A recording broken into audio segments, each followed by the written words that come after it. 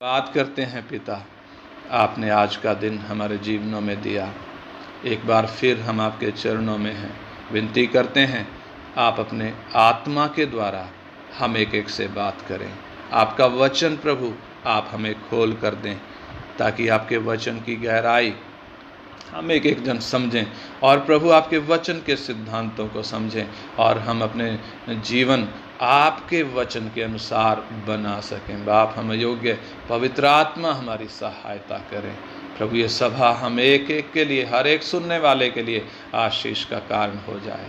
बाप आपके हाथ में सौंपते हैं, प्रार्थना हमारे उद्धारकर्ता और प्रभु यीशु मसीह के पवित्र नाम में मांगते हैं, आमीन आमीन।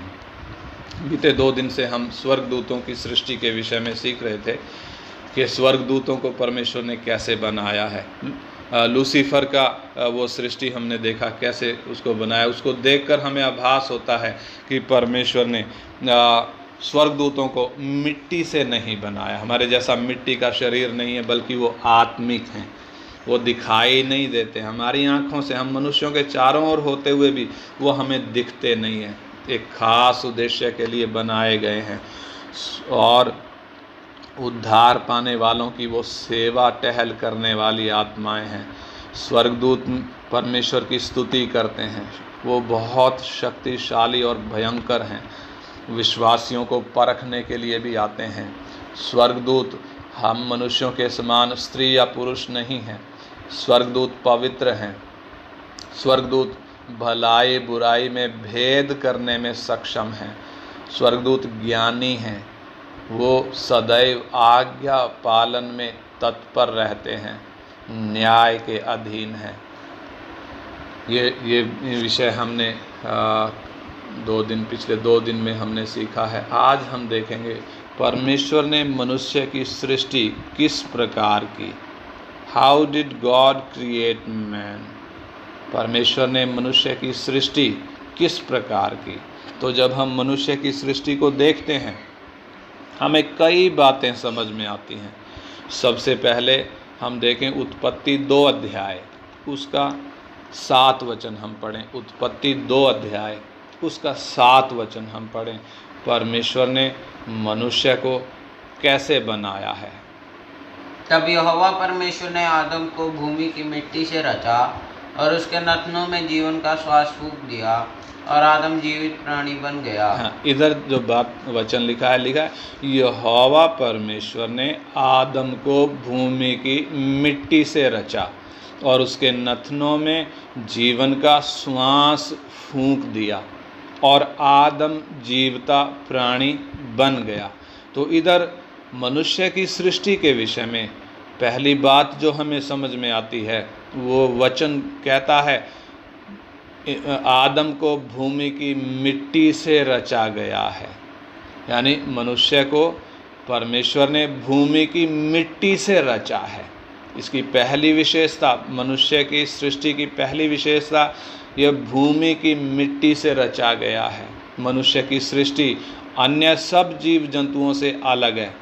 आकाश के पक्षी हों, पानी में रहने वाली मछलियाँ या बाकी जल जंतु हों, धरती पर चलने फिरने वाले रेंगने वाले जीव जंतु हों, जंगली जानवर हों, घरेलू जानवर हों, ये सब जितने भी परमेश्वर ने बनाए हैं, इनको अपने वचन के द्वारा परमेश्वर ने बनाया। लेकिन जब मनुष्य की सृष्टि की बात आई, परमेश्वर ने मिट्टी को अपने हाथ में लिया। परमेश्वर ने इंसान को अपने वचन के द्वारा नहीं बनाया, बल्कि मिट्टी हाथ में लेकर बनाया। भूमि की मिट्टी से उसको रचा है। जब इंसान बनाया गया, भूमि की मिट्टी से परमेश्वर ने जब उसको रचा, तो उस समय में उसमें क्या क्या विशेषताएं थी। सबसे पहले वो मिट्टी से बना है। नंबर 2, वो अपने सृष्टिकर्ता के स्वरूप और समानता में बनाया गया है। नंबर 3, परमेश्वर का मित्र है। आराधना करने वाला नहीं है, बल्कि परमेश्वर का मित्र है। परमेश्वर के साथ चलता है, परमेश्वर से उसका संबंध है, क्योंकि परमेश्वर दिन के ठंडे समय में उससे मिलने के लिए आता है। जल स्थल नभ के सब पशु पक्षी, सब जीव जंतुओं पर वो अधिकारी ठहराया गया है। ज्ञानी है, इसलिए सभी जल जंतुओं के नाम, सभी जीव जंतुओं के नाम, सभी आकाश के पक्षियों के नाम उसने रखे। ज्ञानी है, इसलिए उसने सब जीव जंतुओं के नाम रखे। ज्ञान में कोई कमी नहीं है, परमेश्वर की तरह देखता है। परमेश्वर और उसकी इच्छा में कोई फर्क दिखाई नहीं देता, उसको कोई मोह नहीं है, सब कुछ उसके अधीन कर दिया गया है। नंगा है पर लज्जाता नहीं है। ये कुछ सारांश में मैंने इसकी खूबियाँ बताई हैं, मनुष्य की खूबियाँ। जब परमेश्वर ने मनुष्य की सृष्टि की, उसमें क्या क्या खूबियाँ थी, इनमें से कुछ हम डिटेल में देखेंगे, थोड़ा संक्षेप में पर डिटेल में देखेंगे। मनुष्य को परमेश्वर ने, सबसे पहली बात हमने देखा, भूमि की मिट्टी से रचा गया है। नंबर 2, परमेश्वर ने जब इंसान को बनाया है, उसको 3 पक्ष उसके बनाए हैं, यानी शरीर, प्राण और आत्मा करके बनाया है। इसके लिए हम परमेश्वर के वचन में आधार पहला थिस्सलुनीकी 1 अध्याय का 23 वचन हम पढ़ सकते हैं। पहला थिस्सलुनीकी 1 अध्याय उसका 23 वचन हम पढ़ सकते हैं। पहला थिस्सलुनीकी 1 अध्याय उसका 1 अध्याय 5 अध्याय। पहला थिस्सलुनीकी कितना 5:23। शांति का परमेश्वर आप ही तुम्हें पूरी रीति से पवित्र करे और तुम्हारी आत्मा और प्राण और देह हमारे प्रभु यीशु मसीह के आने तक पूरे पूरे और निर्दोष सुरक्षित रहें। हाँ, इधर जो वचन लिखा है पहला थिस्सलुनीकी उसका 5 अध्याय और उसका 23 वचन, 1 अध्याय नहीं 5 अध्याय, उधर लिखा है, शांति का परमेश्वर आप ही तुम्हें पूरी रीति से पवित्र करे और तुम्हारी आत्मा और प्राण और देह हमारे प्रभु यीशु मसीह के आने तक पूरे पूरे और निर्दोष सुरक्षित रहें। आत्मा, प्राण और देह, ये 3 चीज़ें हैं। परमेश्वर ने जब इंसान को बनाया तो ये 3 चीज़ें उसके अंदर हैं, शरीर है, प्राण है और आत्मा है। इसलिए मनुष्य की सृष्टि बाकी जानवरों की सृष्टि से बिल्कुल भिन्न है। एक बात तो भिन्नता हमने क्या देखी, बाकियों को वचन से बनाया, आदम को उसने भूमि की मिट्टी लेकर अपने हाथ से रचा है। अन्य सब जानवरों के अंदर जब उनको बनाया गया है तो उनका शरीर है और प्राण है, 2 चीज़ें हैं। जबकि मनुष्य को जब बनाया गया, शरीर और प्राण के अलावा उसके अंदर आत्मा भी परमेश्वर ने उत्पन्न किया है। 3 चीज़ें, शरीर, प्राण और आत्मा। आत्मा जानवरों में नहीं है, बाकी जीव जंतुओं में नहीं है, केवल मनुष्य में रचकर परमेश्वर ने आत्मा डाला है। इस आत्मा के द्वारा वो परमेश्वर से संबंध स्थापित कर सकता है। और ये आत्मा पृथ्वी के बाकी और किसी भी जानवर में नहीं होती है, सिर्फ प्राण होता है, शरीर होता है। कुछ लोगों का मानना है कि आत्मा अनंतकालीन है, जिसका कोई आरंभ नहीं है, वो ब्रह्मांड में फिरता रहता है, जो जन्म के समय मनुष्य के शरीर में प्रवेश कर जाता है। बहुत से लोगों का मत ऐसा है, जबकि कुछ दूसरे लोग ऐसा सोचते हैं कि परमेश्वर ने आदम को भूमि की मिट्टी से रचा और उसके अंदर अपना आत्मा डाल दिया, अपना आत्मा डाल दिया। कुछ लोग ऐसा सोचते हैं, लेकिन परमेश्वर का वचन हमें स्पष्ट खोल कर देता है। जकरिया 12 अध्याय उसका 1 वचन में यूँ लिखा है, जकरिया 12 अध्याय उसका 1 वचन, परमेश्वर ने आत्मा को कैसे मनुष्य के अंदर डाला है, ये आत्मा कैसा है, उधर उसकी खूबी लिखी है। जकरिया 12 अध्याय का 1 वचन। इज़राइल के विषय में यहोवा का कहा हुआ भारी वचन, यहोवा जो आकाश का तानने वाला, पृथ्वी की नींव डालने वाला और मनुष्य की आत्मा को रचने वाला है। हाँ, उसकी यह वाणी है। बस यहोवा जो आकाश का तानने वाला, पृथ्वी की नींव डालने वाला और मनुष्य की आत्मा का रचने वाला है। तो मनुष्य की आत्मा को रचकर परमेश्वर ने डाला है। ये आत्मा अनंतकालीन नहीं है, इसको एक शुरुआत है। शुरुआत कब हो गई? जब परमेश्वर ने इसको रचा है और गर्भ में जो शरीर बन रहा है उसके अंदर परमेश्वर ने जब इसको डाला है, वहाँ से इसकी शुरुआत है। ये अनंतकालीन नहीं। अनंतकालीन का मतलब उसको बोलते हैं अनंतकालीन जिसकी कोई शुरुआत भी नहीं होती और जिसका कोई अंत भी नहीं होता, वो अनंतकालीन कहलाता। लेकिन आत्मा का, मनुष्य की आत्मा का एक आरंभ है, एक शुरुआत है, रचकर परमेश्वर ने उसको डाला है।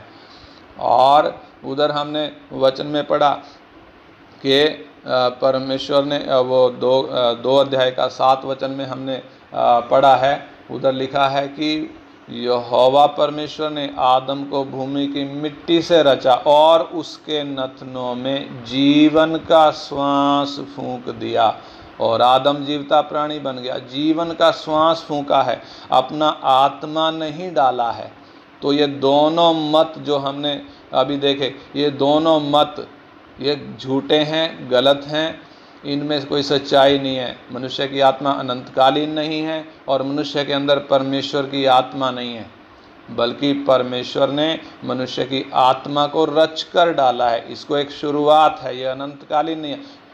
और दूसरा, परमेश्वर ने अपना आत्मा नहीं डाला है, बल्कि मनुष्य की आत्मा रच कर डाली गई है। मनुष्य की आत्मा और परमेश्वर की आत्मा दोनों अलग अलग हैं, एक नहीं है। दोनों दो अलग अलग चीज़ें हैं।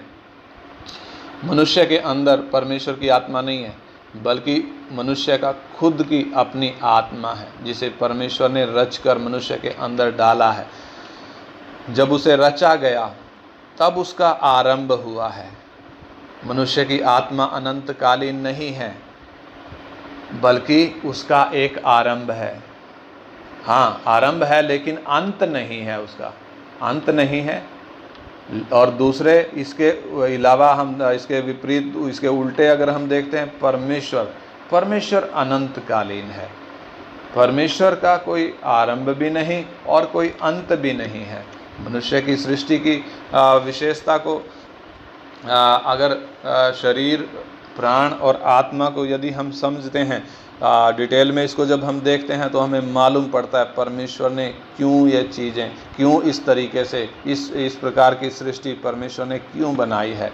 अगर हम शरीर देखें, इंसान का शरीर अगर हम देखते हैं तो मनुष्य के शरीर में 5 प्रकार के सेंसर लगे हुए हैं। सेंसर का मतलब 5 प्रकार की इंद्रियां हैं, 5 प्रकार के सेंसर लगे हैं, जिनके द्वारा मनुष्य चीज़ों को सेंस करता है, बाहरी संसार से संबंध रखता है।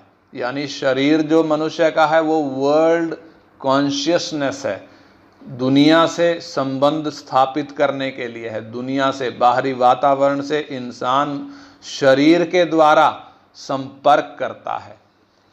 इसके अंदर, मनुष्य के शरीर के अंदर ये 5 जो सेंसर हैं, देखने की शक्ति है, जिसके द्वारा वो चीज़ों को देखकर एहसास करता है। सुनने की शक्ति है, जिसके द्वारा मनुष्य सुनकर एहसास करता है। सूंघने की शक्ति है, जिसके द्वारा वो सूंघ कर चीज़ों को एहसास करता है। चखने की शक्ति है, जिसके द्वारा वो चख कर एहसास करता है। और 5वां इसके अलावा है स्पर्श करने की शक्ति, जिसके द्वारा मनुष्य छू कर चीज़ों को एहसास करता है। इन 5 सेंसरों के द्वारा मनुष्य संसार के साथ संपर्क करता है। और दूसरा, शरीर में प्राण है। प्राण में 3 सेंसर होते हैं। कौन कौन से? प्राण में बुद्धि है, भावना है, इच्छा शक्ति है। बुद्धि, भावना और इच्छा शक्ति। इच्छा शक्ति यानी निर्णय शक्ति। ये 3 सेंसर परमेश्वर ने मनुष्य के प्राण के अंदर लगाए हुए हैं। मनुष्य के प्राण के अंदर ये 3 सेंसर लगे हुए हैं। इन 3 सेंसरों के द्वारा मनुष्य अपने खुद के व्यक्तित्व का निर्माण, यानी इस प्राण के द्वारा ये बाहरी वातावरण से संपर्क नहीं कर रहा है, बल्कि ये सेल्फ कॉन्शियसनेस है। यानी एक व्यक्ति खुद से संपर्क करता है। खुद से का मतलब इसमें हमारा व्यक्तित्व है, इसमें हमारी मानसिक क्षमता है, इसमें ज्ञान है। किसमें? हमारे प्राण में। हमारा व्यक्तित्व, मानसिक क्षमता और ज्ञान इसी में रहता है। और इसको हम देखें तो बुद्धि, भावना, निर्णय लेने की शक्ति, इसमें बुद्धि है। बुद्धि एक सोच विचार करने वाला अंग है। सोच विचार करने वाला अंग। बुद्धि के बिना मनुष्य पूर्ण रूप से मूर्ख बनेगा। अगर बुद्धि नहीं होगी तो वो पशु के समान होगा। बुद्धि ही है इंसान की जो बाकी जानवरों से ज़्यादा बुद्धि परमेश्वर ने इंसान को दी है। और इसके अलावा, बुद्धि के अलावा भावना है। भावना के द्वारा हमें भावनात्मक एहसास होता है, जैसे प्रेम, घृणा, जलन, दुख, खुशी। ये सारी एहसास जो हैं ये किधर होते हैं? ये भावना में होते हैं। भावना के बिना मनुष्य लकड़ी या पत्थर के समान बन जाएगा। लकड़ी या पत्थर के समान अगर भावना नहीं है तो। और तीसरा प्राण में है इच्छा शक्ति या निर्णय लेने की शक्ति होती है। निर्णय लेने की शक्ति के द्वारा मनुष्य ये तय करता है, ये फैसला करता है कि मैंने कौन सा काम करना है और कितनी देर तक करना है, मैंने कौन सा काम नहीं करना है और काम करना है या नहीं करना है। ये सब फैसला इंसान कहाँ से लेता है? उसके अंदर जो इच्छा शक्ति है, उसके अंदर जो निर्णय लेने की शक्ति प्राण में जो है। निर्णय शक्ति के बिना मनुष्य कैसा हो जाएगा? एक मशीन के समान हो जाएगा। मशीन जिसको हम बटन दबाकर चालू करते हैं और बटन दबाकर बंद करते हैं। यदि बटन दबाकर उसको बंद नहीं किया गया तो वो तो चलती रहेगी। मनुष्य ऐसा नहीं है। मनुष्य निर्णय लेता है कि मैंने ये काम करना है या नहीं करना है। प्राण में मनुष्य का व्यक्तित्व है। मनुष्य के अलावा यदि हम पशुओं को देखें, उनमें शरीर भी होता है और प्राण भी होता है, लेकिन उनमें आत्मा नहीं होती है। उनके प्राण में बुद्धि होती है, भावना और इच्छा शक्ति होती है। जैसे मनुष्य के अंदर है वैसे ही जानवरों में भी होती है, लेकिन उसका जो स्तर है वो अलग है। मनुष्य के प्राण का स्तर अलग है। मनुष्य को परमेश्वर ने उच्च स्तर की बुद्धि, भावना और निर्णय लेने की शक्ति दी है, जो जानवरों में उस स्तर की नहीं है। अय्यूब 35 अध्याय उसका 11 वचन हम पढ़े। अय्यूब 35 अध्याय उसका 11 वचन। मनुष्य के प्राण में जो बुद्धि, भावना और निर्णय लेने की शक्ति होती है, उसकी गुणवत्ता कैसी है, उसकी क्वालिटी कैसी है, परमेश्वर का वचन इधर गवाही देता है। जो हमें पृथ्वी के पशुओं से अधिक शिक्षा देता, जो हमें पृथ्वी के पशुओं से अधिक शिक्षा देता और आकाश के पक्षियों से अधिक बुद्धि देता है। आकाश के पक्षियों से अधिक बुद्धि देता है। यानी इंसान के अंदर जो बुद्धि, जो भावना, जो निर्णय लेने की शक्ति है, वो बाकी जानवरों से उसका लेवल बहुत ऊंचा होता है, बहुत ऊंचा होता है। और आत्मा जो इंसान के अंदर है वो तो जानवरों में है ही नहीं, वो सिर्फ इंसान के अंदर ही है। आत्मा को यदि हम देखें, उसमें भी 3 सेंसर लगे हुए हैं, यानी 3 अंग हैं उसके भी। कौन कौन से 3 अंग हैं? विवेक, अंतर्ज्ञान और संगति।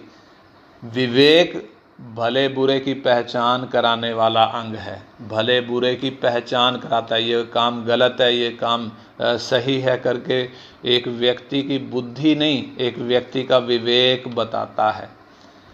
ये एक स्वतंत्र अंग है। स्वतंत्र का मतलब ये किसी से भी प्रभावित नहीं होता, ये बुद्धि से भी प्रभावित नहीं होता। इसको कैसे हम समझ सकते हैं? बुद्धि चाहे कितना भी बार बार बोले, एक उदाहरण के तौर पर, बुद्धि चाहे कितना भी जोर लगाकर, कितना भी जोर देकर बोले कि टैक्स चोरी दुनिया करती है, दुनिया टैक्स चोरी करती है, और अगर दुनिया टैक्स चोरी करती है, अगर मैंने भी टैक्स चोरी कर लिया, तो इसमें कौन सी हर्ज की बात है? कौन बोल रहा है? बुद्धि बोल रही है। लेकिन बुद्धि चाहे कुछ भी बोले, अगर टैक्स चोरी कर लिया तो विवेक क्या कहेगा? बेचैन कर देगा। विवेक बार बार बोलेगा कि टैक्स चोरी करना पाप है, अपराध है, ये गलत काम है। विवेक बिल्कुल भी नहीं मानेगा, बुद्धि की बात को बिल्कुल भी स्वीकार नहीं करेगा। कोई कितना भी दबाव डालने की कोशिश करे, विवेक फिर भी स्वतंत्र तरीके से, निष्पक्ष तरीके से ये फैसला करता है। ये गलत को गलत और सही को सही ठहराता है। और बुद्धि के द्वारा अगर सोच विचार कर भी हमने काम किया हो तो भी विवेक उसका खंडन करता है। बुद्धि के कामों से कभी विवेक मेल नहीं खाता, उनसे समझौता नहीं करता, क्योंकि बुद्धि के द्वारा इंसान गलत कदम उठाता है, गलत काम करता है। विवेक उसमें कभी भी भागीदार नहीं बनता, उसके कामों में कभी भी हिस्सा नहीं लेता। विवेक का काम निष्पक्ष है, स्वतंत्र है और सीधा है। ये कभी भी बुद्धि से प्रभावित नहीं होता, ये कभी भी बाहर की परिस्थितियों से भी प्रभावित नहीं होता। बाहर की परिस्थितियों से मतलब दूसरों के दबाव में आकर, दूसरों के दबाव में आकर अगर कोई अन्याय का काम किया, सपोज करो कोई रिश्वत ली है या कोई लूटा है, कोई गलत तरीके से पैसा कमाया है। अगर गलत तरीके से पैसा कमाया है, एक ग्रुप है, आपका ऑफिस है, सपोज करो आपके ऑफिस वालों ने गलत तरीके से पैसा चुराया है। अगर गलत तरीके से सबने पैसा चुराया और आप भी उस गलत तरीके के पैसे में हिस्सा लेते हैं, तो विवेक कभी भी स्वीकार नहीं करेगा। दूसरों के दबाव में आके आपने ऐसा कर तो दिया, लेकिन विवेक कभी भी इस बात को स्वीकार नहीं करेगा। विवेक दोषी ठहराएगा, विवेक बोलेगा नहीं ये गलत है, विवेक बेचैन कर देगा। यदि मनुष्य गलती करता है तो उसका विवेक बिना किसी पक्षपात के उसको दोषी ठहराता है। गलती करने पर विवेक के कारण मनुष्य बेचैन हो जाता है। परमेश्वर मनुष्य से उसके विवेक के द्वारा बात करता है। मनुष्य के विवेक में परमेश्वर के नियम लिखे हुए हैं। मनुष्य यदि चाहे तो इन नियमों का पालन कर सकता है। रोमियो की पत्री 1 अध्याय जब उसका 18 से 32 वचन हम पढ़ते हैं, या जब 2 अध्याय का 14 और 15 वचन पढ़ते हैं, तो उधर हमें साफ तौर पर मालूम पड़ता है कि मनुष्य जानता है कि गलत काम करना मृत्यु के दंड के योग्य है, तो भी वो गलत काम करता रहता है। अन्य जाति लोग भी जिनके पास व्यवस्था नहीं है, व्यवस्था की बातें अपने हृदयों में लिखी हुई दिखाते हैं। उनको भी मालूम है अगर मैं व्यभिचार करूंगा तो परमेश्वर मुझे दोषी ठहराएगा, अगर मैं गलत काम करूंगा तो परमेश्वर की नज़रों में मैं दोषी हो जाऊंगा। कौन सोचता है जिसके पास व्यवस्था नहीं, जिसके पास बाइबल नहीं, जिसके पास प्रभु यीशु मसीह नहीं, जिसके पास पवित्र आत्मा नहीं, अन्य जाति लोग भी इस बात को भली भांति जानते हैं। वो कैसे इस बात को जानते हैं? उनके विवेक में परमेश्वर की व्यवस्था लिखी हुई है। चाहे गरीब हो, चाहे अमीर हो, चाहे अनपढ़ हो, चाहे पढ़ा लिखा हो, सबके विवेक में परमेश्वर ने वो अपनी व्यवस्था डाली हुई है। विवेक के अलावा अंतर्ज्ञान होता है। दूसरा अंग अंतर्ज्ञान है। अंतर्ज्ञान के द्वारा हमें परमेश्वर का एहसास होता है। ये एक प्रकार का, जैसे टीवी हम चलाते हैं, आजकल LCD हैं, उसको चलाने के लिए ऊपर छत में एक डिश एंटीना लगा होता है, और डिश एंटीना सैटेलाइट से वो सिग्नल पकड़ता है, और सैटेलाइट से सिग्नल पकड़कर वो सेट टॉप बॉक्स को भेजता है। सेट टॉप बॉक्स उसको तस्वीर में और वॉइस में कन्वर्ट करके हमें दिखाता है, और हमें टीवी पर तस्वीरें दिखती हैं, हमें चलते फिरते लोग दिखाई देते हैं, बोलते हुए लोग दिखाई पड़ते हैं। ये कैसे हो गया? इसके अंदर कोई मनुष्य घुसे हुए नहीं है, बल्कि वो जो डिश लगा हुआ है ना, उसका सारा खेल है वो डिश। तो इंसान के अंदर आत्मा में जो अंग है विवेक के अलावा अंतर्ज्ञान, ये अंतर्ज्ञान एक प्रकार का डिश एंटीना है। यह हमें दिखता नहीं है कहाँ डिश एंटीना लगा है, लेकिन ये आत्मा में एक खूबी है, ये हमारी आत्मा की एक खूबी है। परमेश्वर का एहसास करने के लिए, परमेश्वर का सिग्नल पकड़ने के लिए ये डिश एंटीना परमेश्वर ने हर एक मनुष्य में लगाया हुआ है। ये परमेश्वर का सिग्नल पकड़ने के लिए लगाया है। लेकिन जब परमेश्वर का सिग्नल पकड़ने के लिए लगाया है तो शैतानी आत्माएं भी ब्रह्मांड में बहुत सारी हैं, और इंसान को जब परमेश्वर के सिग्नल का पहचान नहीं है, शैतानी आत्माओं का सिग्नल भी वो पकड़ लेता है, और जिसे वो परमेश्वर का सिग्नल समझकर खुश हो जाता है, जबकि वो वास्तव में परमेश्वर का सिग्नल नहीं, वो शैतानी आत्माओं का सिग्नल है। योग साधना के द्वारा कुंडलिनी को जागृत करके ऐसा ही किया जाता है, शैतानी आत्माओं से संपर्क किया जाता है, और भक्ति के द्वारा भी मनुष्य को वो ज्योति दिखाई देती है। ये सब कैसे हो गया? अंतर्ज्ञान के द्वारा इंसान ने वो परमेश्वर का एहसास करने के लिए जो एंटीना लगाया था, उसके द्वारा परमेश्वर से संपर्क करने की बजाय संपर्क किससे कर लिया? शैतानी आत्माओं से कर लिया। जबकि ये अंतर्ज्ञान का काम सिग्नल पकड़ना है। इस अंग का इस्तेमाल परमेश्वर भी करता है, और परमेश्वर को यदि एक व्यक्ति जानता नहीं है, उसके साथ संबंध नहीं है, तो शैतानी आत्माएं, शैतानी जगत, आत्मिक जगत इसका इस्तेमाल करता है। अंतर्ज्ञान के अलावा आत्मा में तीसरा अंग, तीसरा सेंसर जो लगा है वो है संगति। इस अंग के द्वारा परमेश्वर से इंसान संगति करता है, परमेश्वर के साथ संगति करता है। लेकिन यदि परमेश्वर से उसका संबंध नहीं है तो शैतानी आत्माओं के साथ वो संगति करता है। शैतानी आत्माओं के साथ संगति करने का मतलब वो उनको शैतानी आत्मा समझ के संगति नहीं करता है, बल्कि शैतानी आत्माएं मनुष्य को बेवकूफ़ बनाकर परमेश्वर बनकर उन पर प्रकट होती हैं, इसलिए वो उनसे संबंध स्थापित करता है। मनुष्य की आत्मा परमेश्वर से संबंध बनाने के लिए, संबंध स्थापित करने के लिए बनाई गई है, डाली गई है। मनुष्य की आत्मा जो मनुष्य के अंदर है वो परमेश्वर के साथ संपर्क करने के लिए बनाई गई है।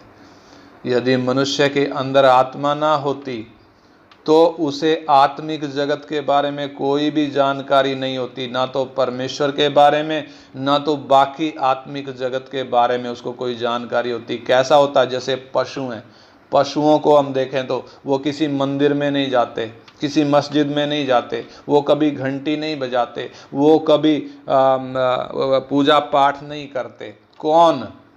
जानवर। वो कभी ऐसा काम नहीं करते। कारण क्या है? उनके अंदर आत्मा नहीं है। अगर मनुष्य के अंदर भी आत्मा ना होती तो उसे भी परमेश्वर का ज्ञान नहीं होता, उसे भी आत्मिक जगत का कोई ज्ञान नहीं होता। मंदिर, मस्जिद, गुरुद्वारे और चर्च में जो इंसान जाता है, भक्ति करता है, सत्संग में जाकर उधर ज्ञान सुनता है, योग साधना करता है, पुण्य कमाने में लगा हुआ है, इन सब कामों के द्वारा मनुष्य अपनी आत्मा की भूख मिटाने की असफल कोशिश करता है, अपनी आत्मा की भूख मिटाने की कोशिश करता है।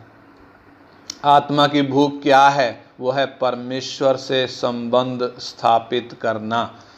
वो आत्मा की भूख है, उसी के लिए आत्मा को बनाया गया है। लेकिन पाप के कारण मनुष्य का परमेश्वर के साथ नज़दीकी संबंध नहीं है। बल्कि वो परमेश्वर से दूर है, उसकी आत्मिक आंखें बंद हैं, यानी वो आत्मिक रूप से अंधा है। पढ़ा लिखा तो होगा, क्वालिफाइड होगा, डॉक्टर भी हो सकता है, पायलट हो सकता है, वैज्ञानिक भी हो सकता है, लेकिन आत्मिक रूप से अंधा है, आत्मिक रूप से उसकी आंखें बंद हैं, अंधेरे में पड़ा हुआ है, जिसके कारण शैतान उसका फायदा उठाता है और उसके सामने परमेश्वर बनकर प्रकट होता है। इस प्रकार चाहे पढ़ा लिखा हो, चाहे अनपढ़ हो, गरीब हो, चाहे अमीर हो, मनुष्य शैतान के द्वारा बेवकूफ बनाया गया है, बनाया गया है। इंसान बेवकूफ बन चुका है, शैतान के जाल में फंस चुका है। क्यों फंस चुका है? क्योंकि परमेश्वर के साथ संबंध नहीं है। पाप के कारण मनुष्य का प्राण और आत्मा ये एक ही सिक्के के दो पहलू हैं। इब्रानियों की पत्री 4 अध्याय उसका हम 12 वचन पढ़ें।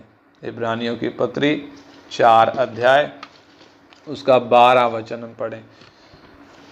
मनुष्य का प्राण और आत्मा एक ही सिक्के के दो पहलू हैं, जिनको अलग अलग नहीं किया जा सकता है। अगर बाकी दुनिया के लोगों को हम देखें तो बाकी दुनिया के लोग जो विश्वासी नहीं हैं, वो आत्मा और प्राण को एक ही समझते हैं, जबकि ये दो अलग अलग पहलू हैं। परमेश्वर का वचन हमें स्पष्ट तौर पर बताता है कि ये दोनों अलग अलग हैं। मनुष्य का प्राण और आत्मा दो 4 का 12 पढ़े। क्योंकि परमेश्वर का वचन जीवित और प्रबल और हर एक दोधारी तलवार से भी बहुत चोखा है, और प्राण और आत्मा को और गांठ गांठ और गुदे गुदे को अलग करके आर पार छेदता है। हाँ, इधर जो लिखा है परमेश्वर का वचन मनुष्य के प्राण और आत्मा को अलग अलग करता है। यानी जब एक व्यक्ति परमेश्वर के वचन के प्रकाश में आता है तो उसे मालूम पड़ता है, क्या मालूम पड़ता है? प्राण अलग है, आत्मा अलग है। और जब तक परमेश्वर के वचन का प्रकाश एक व्यक्ति पर ना चमके, वो यही समझेगा कि प्राण और आत्मा एक ही चीज है। या तो उसको प्राण कह लो या तो उसको आत्मा कह लो, लेकिन ये दो अलग अलग, सिक्का एक ही है लेकिन इस सिक्के के दो अलग अलग पहलू हैं और इन्हें अलग नहीं किया जा सकता। अलग नहीं किया जा सकता का मतलब प्राण अलग होकर कहीं नहीं जा सकता और आत्मा अलग होकर कहीं नहीं जा सकता, बल्कि ये इकट्ठे हैं। परंतु इकट्ठे जब हैं, इनको अलग अलग कैसे समझा जा सकता है? परमेश्वर के वचन के द्वारा इनको अलग अलग समझा जा सकता है। परमेश्वर का वचन का तलवार इनको अलग अलग करता है। यानी प्राण, ये बुद्धि, भावना और निर्णय लेने की शक्ति इसके अंदर है। आत्मा, इसके अंदर विवेक है, अंतर्ज्ञान है और संगति है। ये क्यों बनाया गया है? परमेश्वर के साथ संबंध बनाने के लिए, परमेश्वर के साथ का संबंध स्थापित करने के लिए। यानी कि ये गॉड कॉन्शियसनेस के लिए है। गॉड कॉन्शियसनेस यानी शरीर बाहरी वातावरण के साथ संपर्क के लिए, और प्राण अपना खुद का व्यक्तित्व, और आत्मा परमेश्वर के साथ संपर्क बनाने के लिए इंसान के अंदर परमेश्वर ने उस तरीके से बनाया है। जब इंसान शरीर में मरता है, उसकी शारीरिक मृत्यु जब होती है, तो शरीर मिट्टी में मिल जाता है। सबोपदेश 12 का 7 में लिखा है, शरीर मिट्टी में मिल जाता है, लेकिन प्राण और आत्मा शरीर को छोड़कर चला जाता है।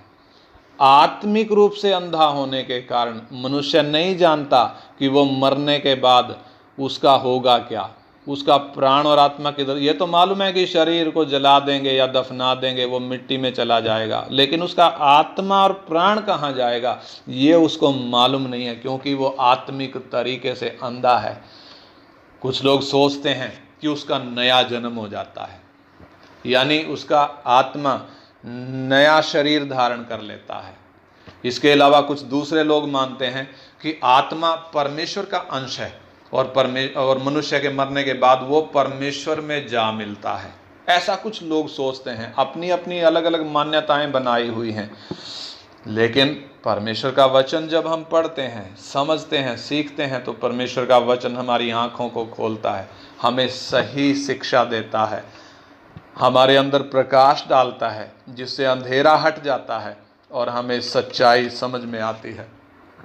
और परमेश्वर का वचन बताता है यदि एक मनुष्य पाप की हालत में मर गया, पापी रहते यदि वो मर गया, तो उसका प्राण और आत्मा तड़पने वाली जगह में, आग की जगह में जाता है। और एक दिन न्याय का परमेश्वर ने ठहराया, उस दिन सबका न्याय होगा और इंसान यदि जीवन की पुस्तक में उसका नाम लिखा हुआ नहीं मिला, यानी यीशु मसीह पर अगर उसने विश्वास नहीं किया, यीशु मसीह के द्वारा यदि उसने उद्धार नहीं पाया, तो हमेशा के लिए आग और गंधक की झील में डाल दिया जाएगा। लेकिन यदि एक व्यक्ति ने यीशु मसीह के द्वारा अपने पापों की माफ़ी पाई है, यानी उसने उद्धार पाया है, उसको अपना जीवन सौंपा है, तो यदि वो शरीर में मर भी गया तो भी यीशु मसीह के आने पर वो जिंदा हो जाएगा और परमेश्वर के साथ अनंत काल तक वास करेगा।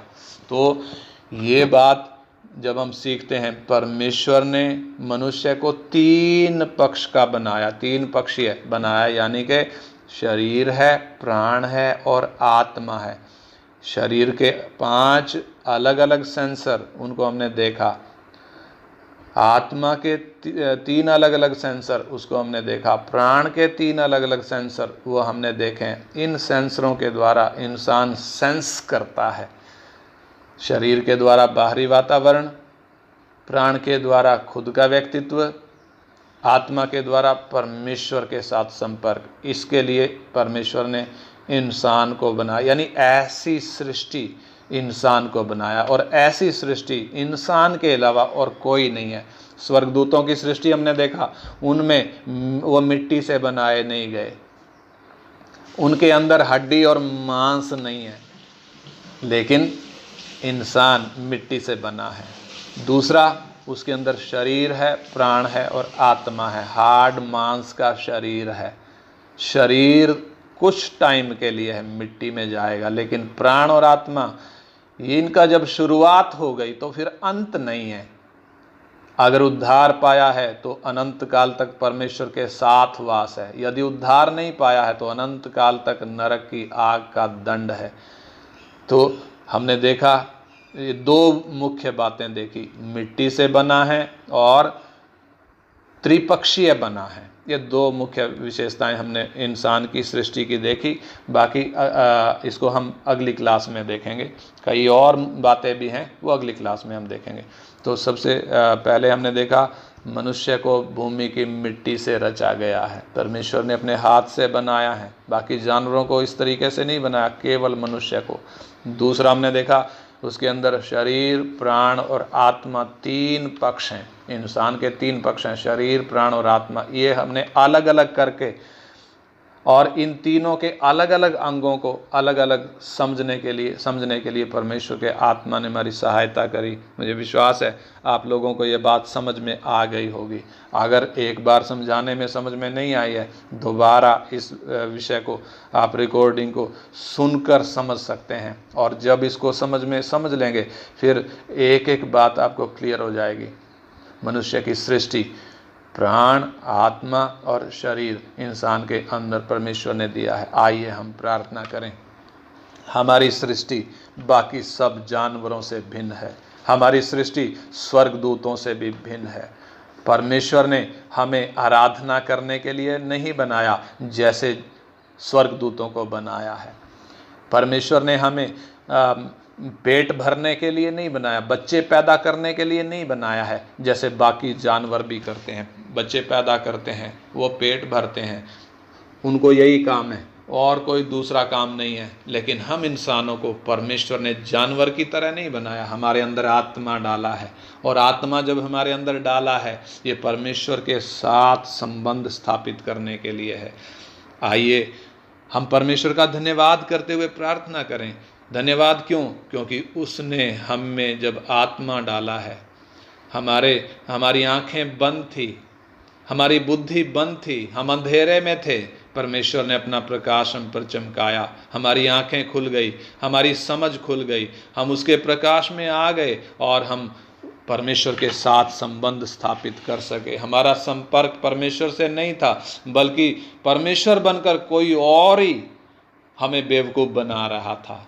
लेकिन परमेश्वर का धन्यवाद हो, परमेश्वर ने हमें जगत में से चुन लिया, अपना प्रकाश हम पर चमकाया, हमारा उद्धार किया। हमारी आत्मा जो मरी हुई हालत में थी उसने हमें जिलाया, अनुग्रह ही से हमारा उद्धार किया। आइए हम परमेश्वर का धन्यवाद करते हुए प्रार्थना करें, हमारा जब उद्धार हो गया है, उस अच्छे काम को जो हम में शुरू हुआ है हम डरते और कांपते हुए पूरा करें। Hallelujah, hallelujah. धन्यवाद हो पिता, इन वचनों के लिए धन्यवाद हो पिता, जिनके द्वारा आपने हमें सिखाया मनुष्य बाकी जानवरों के जैसे वचन से नहीं बना है, बल्कि मिट्टी से बना है। हालेलुया। प्रभु, आपने अपने वचन के द्वारा हमें सिखाया इंसान बाकी जानवरों की तरह शरीर और प्राण केवल नहीं है, बल्कि इंसान के अंदर शरीर और प्राण के अलावा आत्मा भी है, जो परमेश्वर से संपर्क स्थापित करने के लिए है, परमेश्वर से मेल करने के लिए है, परमेश्वर के साथ युगानुयुग तक रहने के लिए है। बाप, हम धन्यवाद करते हैं इन वचनों के लिए। दुनिया जब अंधेरे में है, ज्ञानी तो है लेकिन आत्मिक रूप से जब अंधे हैं, आपने ये ज्ञान, ये सच्चा ज्ञान हम नालायकों को दे दिया, हम तुच्छों और निकम्मों को दे दिया पिता।